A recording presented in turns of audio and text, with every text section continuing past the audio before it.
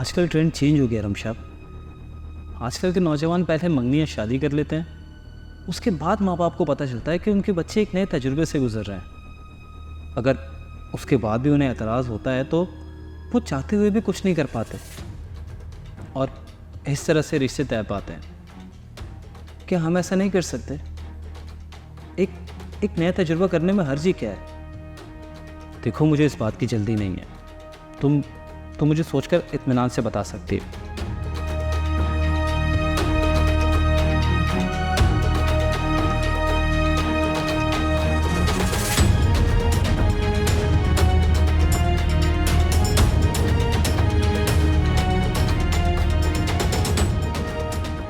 मुश्तबा इंसान किसी तल्ख तजर्बे से गुज़रे या ना गुज़रे, लेकिन उसके लिए ज़रूरी है कि वो ज़िंदगी में हर काम सोच समझ के करे।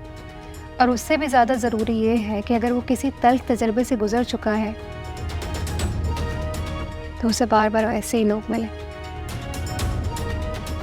मुझे इन सब मामलात में ऐसे लगता है कि रिश्तों के मामलात में तुक्का नहीं लगाना चाहिए। मैं ऐसे रिश्तों की कायल नहीं हूँ और ना ही मैं किसी नए तजर्बे से गुजरना चाहती हूँ, पर हमें इस मामले में बहुत ही प्रोफेशनल तरीके से काम लेना होगा। अब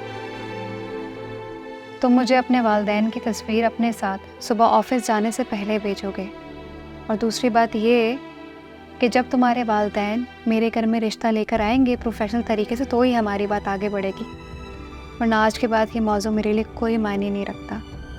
मैं उम्मीद करती हूँ कि तुम मेरी ये बात अच्छे से समझ गए होगे।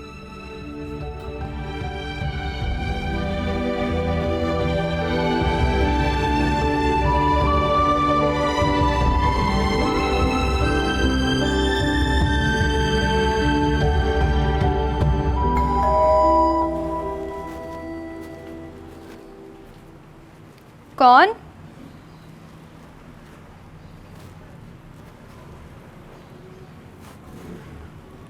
हाय। हाय।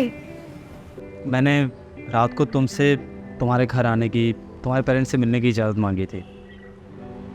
फिर सोचा कि जब इजाज़त मिली गई है तो अकेले क्यों हूँ, इसलिए मैं अपने पेरेंट्स को भी साथ लेकर आया। अम्मा पापा आइएगा। अस्सलाम वालेकुम, कैसे हो बेटा? ठीक, गुड। आप कैसे? वालेकुम सलाम। कैसी बेटा? ठीक हो? जी अंदर चले। आइए।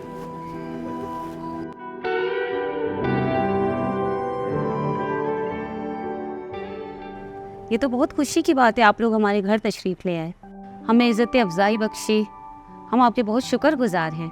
शुक्रगुजारी किस बात की? ये तो जब से मुजतबा ने हमें रमशा के मुतालिक बताया, हमसे तो सब्र ही नहीं हुआ। बस फौरी तौर पे आप लोगों के घर आने की हमने तैयारी की। माशाल्लाह, आपकी बेटी बहुत खूबसूरत है। हम खुद को खुश नसीब समझेंगे कि रमशा हमारे घर की बहू बने। बस हमने तो उसको अपनी घर की बहू बनाने का फ़ैसला कर लिया है। अब तो हमें आपसे हाँ ही चाहिए।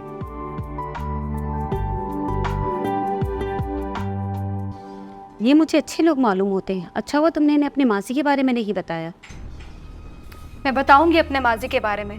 जब तक मुझे मेरे माजी के साथ कोई कबूल नहीं कर लेता मैं बताऊंगी। और मुझे लगता है कि मुश्तबा मेरे माजी के साथ मुझे कबूल कर लेगा। इतना भरोसा है मुझे मेरी मोहब्बत पे।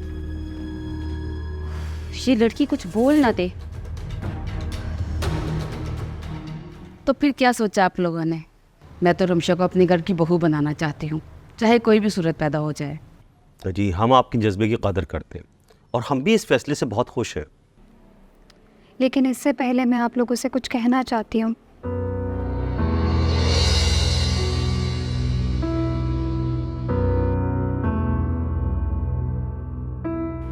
मुझे भी खुशी होगी आपकी बहू बनकर आपके घर जाने की, लेकिन इससे पहले कि हम किसी रिश्ते में बन जाएं, क्या ये बेहतर नहीं है कि हम एक दूसरे के बारे में वो तमाम बातें जान जाएं जो शायद बाद में मालूम पड़े तो हम एक दूसरे के साथ इंसाफ नहीं कर पाएंगे।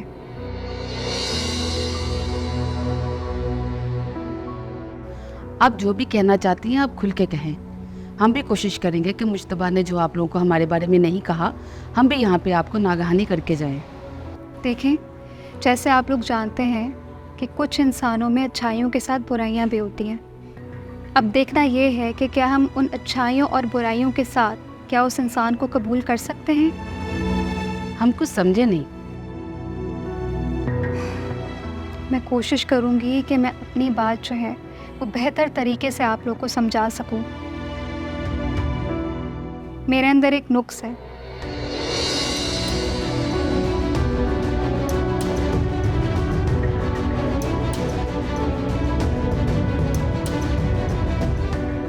और मैं चाहती हूँ कि शादी से पहले आप लोग इसे बेहतर तरीके से जान लें और उसके बाद ही ठंडे दिमाग से हमारी शादी के बारे में फ़ैसला करें।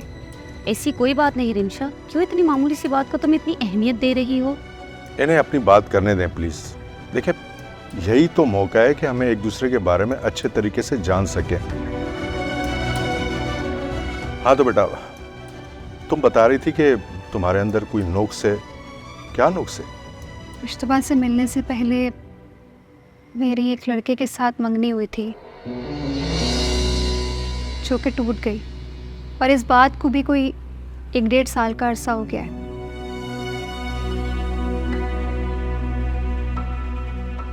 बात अगर सिर्फ इतनी सी होती तो शायद मुझे बताने की ज़रूरत भी नहीं होती, लेकिन आपने नहीं पूछा कि मंगनी टूटने की वजह क्या थी। मैंने ज़रूरी ही नहीं समझा। लेकिन मैं आपको बताना ज़रूरी समझती हूँ। रिश्ते सच की बुनियाद के वजूद में आए तो टूटते नहीं हैं। झूठ की दीमक उन्हें ज़्यादा देर कायम नहीं रहने देती, और वो रिश्ता भी झूठ की बुनियाद पे हुआ था, इसीलिए जल्दी टूट गया।